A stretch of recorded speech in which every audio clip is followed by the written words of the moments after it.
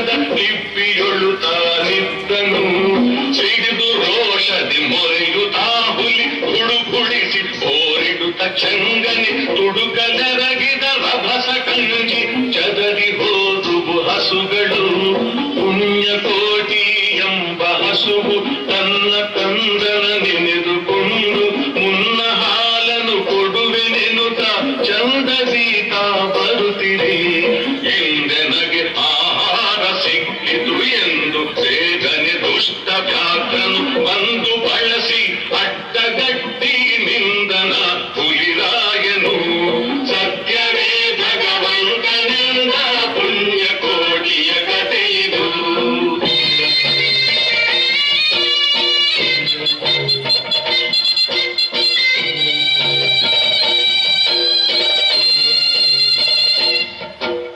ಮೇಲೆ ಬಿದ್ದು ನಿನ್ನ ನೀಗಲೆ ಬೀಳ ಹೊಯ್ವೆನು ನಿನ್ನ ಹೊಟ್ಟೆಯ ಸೀಳಿ ಬಿಡುವೆನು ಎನ್ನುತ್ತ ಕೋಪದಿ ಕೂಳ ವ್ಯಾಘ್ರನು ಕೂಗಲು ಒಂದು ಭಿನ್ನ ಹುಲಿಯ ಕೇಳು ಕಂದನಿರುವನು ದೊಡ್ಡಿಯೊಳಗೆ ಒಂದು ನಿಮಿಷದಿ ಮೊಲೆಯ ಪಟ್ಟು ಬಂದು ಸೇರುವೆನಿಲ್ಲಿಗೆ ಹಸಿದ ವೇಳೆಗೆ ಸಿಕ್ಕಿದೊಡವೆಯ ವಶವ ಮಾಡದೆ ಬಿಡಲು ನೀನು ನುಸುಳಿ ಹೋಗುವೆ ಮತ್ತೆ ಬರುವೆಯ ಹುಸಿಯ ನಾಡುವೆ ಎಂದಿತು.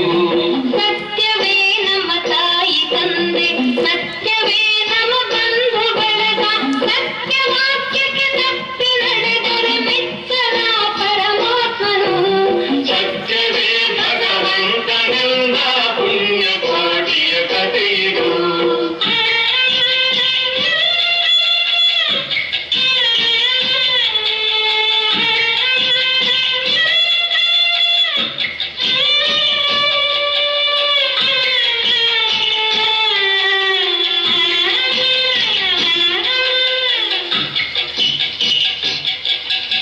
ಒಂದು ತಿನ್ನುವೆನೆಂಬ ಹುಲಿಗೆ ಚಂದದಿಂದ ಭಾಷೆಯಿತ್ತು ಕಂದನಿಂದನು ನೋಡಿ ಹೋಗುವೆನೆಂದು ಬಂದೆನು ದೊಡ್ಡಿಗೆ ಆರ ಮುಳಿಯನು ಕುಡಿಯಲಮ್ಮ ಆರ ಸೀರೆ ಬದುಕಲಮ್ಮ ಆರ ಬಳಿಯಲ್ಲಿ ಮಲಗಳಮ್ಮ ಆರು ನನಗೆ ಹಿತವರು ಅಮ್ಮಗಳಿರ ಅಕ್ಕಗಳಿರ ನಮ್ಮ ತಾಯೊಡ ಹುಟ್ಟುಗಳಿರ ನಿಮ್ಮ ತಂದಾನೆಂದು ಕಾಲಿರಿ ತಪ್ಪಲಿಯ ನೀ ಕರುವನು ಮುಂದೆ ಬಂದರೆ ಹಾಯಬೇಡಿ ಹಿಂದೆ ಬಂದರೆ ಒದೆಯಬೇಡಿ ಕಂದ ನಿಮ್ಮವನೆಂದು ಕಾಲಿರಿ ತಪ್ಪಲಿಯ ನೀ ಕರುವನು ಸತ್ಯವೇ ಭಗವಂತನೆಂದ ಪುಣ್ಯಕೋಟಿಯ ಕಥೆಯಿದು.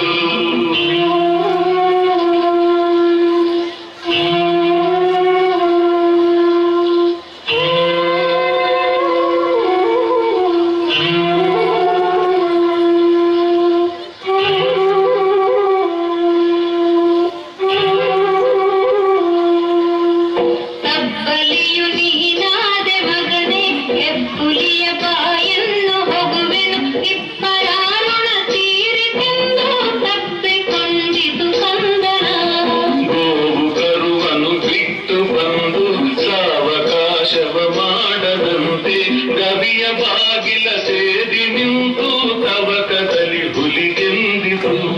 ಖಂಡವಿದೆಕೋ ಮಾಂಸವಿದೆಕೋ ಗುಂಡಿಗೆಯ ಬಿಸಿ ರಕ್ತವಿದೆಕೋ ಚಂಡ ವ್ಯಾಘ್ರನಿ ನೀನಿದೆಲ್ಲವನುಂಡು ಸಂತಸದಿಂದಿರು ಪುಣ್ಯಕೋಟಿಯ ಮಾತ ಕೇಳಿ ಕಣ್ಣ ನೀರನ್ನು ಸುರಿಸಿ ನುಂದು ಕನ್ನೆಗಿವಳನು ಕೊಂದು ತಿಂದರೆ ಮೆಚ್ಚನ ಪರಮಾತ್ಮನು ಎನ್ನ ಒಡ ಹುಟ್ಟಕ್ಕ ನೀನು ನಿನ್ನ ಕೊಂದು ಏನ ಪಡೆವೆನು ಎನ್ನುತ್ತಾ ಹುಲಿ ಹಾರಿ ನೆಗೆದು ತನ್ನ ಪ್ರಾಣವ ಬಿಟ್ಟಿತು.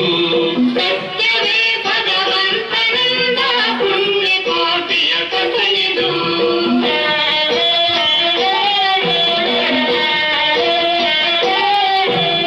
ಪುಣ್ಯಕೋಟಿಯು ನಲಿದು ಕರುವಿಗೆ ಉಣ್ಣಿಸಿತು ಮೊಲೆಯ ಬೇಗದಿ ಚಂದಗೊಲ್ಲನ ಕರೆದು ತಾನು ಉನ್ನತಾದಿಂತೆಂದಿತು